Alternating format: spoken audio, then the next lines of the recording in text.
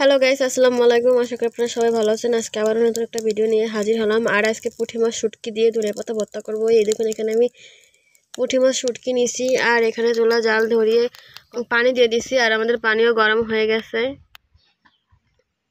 এই দেখুন, আমাদের পানি গরম হয়ে গেছে। এবার আমরা এই গরম পানি মাছের ভিতরে দিয়ে দিব।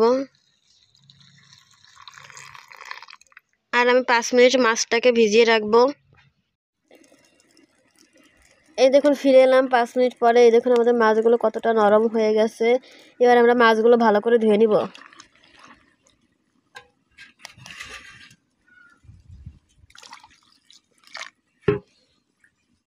এই দেখুন, আমাদের মাছ ধোয়া হয়ে গেছে। আর এখানে আমরা ধনেপাতা নিয়ে নিয়েছি। আর এই ধনেপাতাগুলো কিন্তু একদমই, এই দেখুন, ফ্রেশ মাঠ থেকেই কেবল তুলে আনছি। আর এই দেখুন কতটা জালি। এবার আমরা এই ধনেপাতাগুলো ভালো করে ধুয়ে নিব।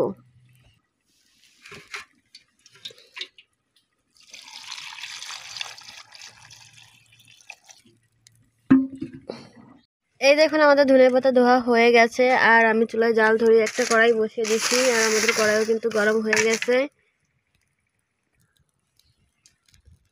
এই দেখুন, আমাদের কড়াই গরম হয়ে গেছে। এবার এর ভিতরে আমি পরিমাণ মতো তেল দিয়ে দিব। আর আমি ভর্তাটা কিন্তু সরিষার তেল দিয়েই করব। আমাদের সরিষার তেল দেওয়া হয়ে গেছে। এবার আমরা ধুয়ে রাখা পুঁটি মাছগুলো দিয়ে দিব। ওই পুঁটি মাছগুলো দিয়ে দিচ্ছি। এবার আমি কিছুক্ষণ ভেজে নিব। আমি পুঁটি মাছ শুটকি কিছুক্ষণ ভেজে নিচ্ছি। আর এবার এর ভিতরে দিয়ে দিব কেটে রাখা পেঁয়াজ আর রসুন। এবার এইগুলো দিয়ে আমি একটু নেড়ে নিব। আর এর ভিতরে দিয়ে দিব শুকনো মরিচ।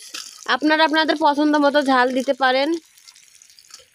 শুকনো মরিচ দিয়ে দিচ্ছি। আর দিয়ে দিব ধুয়ে রাখা কাঁচা মরিচ। ঝালটা আপনারা আপনাদের পছন্দ মতো দেবেন। আর ধনেপাতা একটু ঝাল বেশি হলেই ভালো লাগে, এই জন্য কিন্তু আমরা একটু মরিচের পরিমাণ বেশি দিছি। এবার এইগুলো দিয়ে আমি কিছুক্ষণ ভেজে নিব। মরিচ শুটকি মাছ ভাজা হয়ে গেছে। এবার এর মধ্যে দিয়ে দেবো স্বাদ মতো লবণ।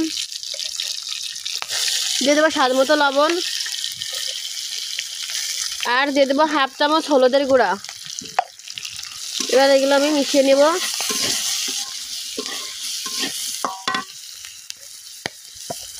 আর এবার দিয়ে দেবো ধুয়ে রাখা ধনের পাতা।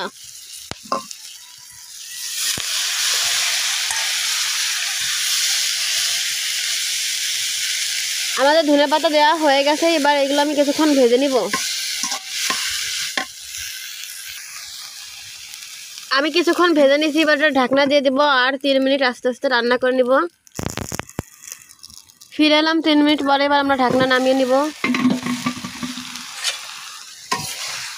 আর এই দেখুন, আমাদের ধনে পাতা কিন্তু কতটা কমে গেছে। আমি আরও কিছুক্ষণ ভেজে নিব। যতক্ষণ না পানি শুকায় ততক্ষণ আমরা এভাবে অনবরত নাড়তে থাকবো আর ভেজে নিব।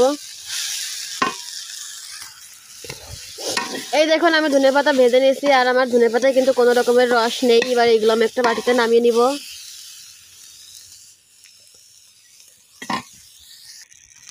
এই দেখুন, আমাদের ধনেপাতা বাটিতে উঠানো হয়ে গেছে।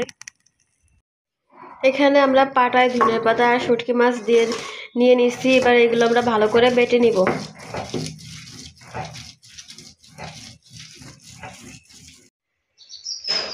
এই দেখুন, আমাদের পুঁটি মাছ শুটকি দিয়ে ধনেপাতা ভর্তা বাটা হয়ে গেছে। আর দেখুন কালারটা কত সুন্দর আসছে, দেখে কিন্তু খুবই লোভ লাগতেছে। আর এইভাবে যদি ধনেপাতা ভর্তা হয় তাহলে কিন্তু গরম ভাতে খেতে খুবই মজা লাগে। ভিডিওটা ভালো লাগলে like, comment, share and subscribe করবেন। ভালো থাকবেন। আল্লাহ হাফেজ।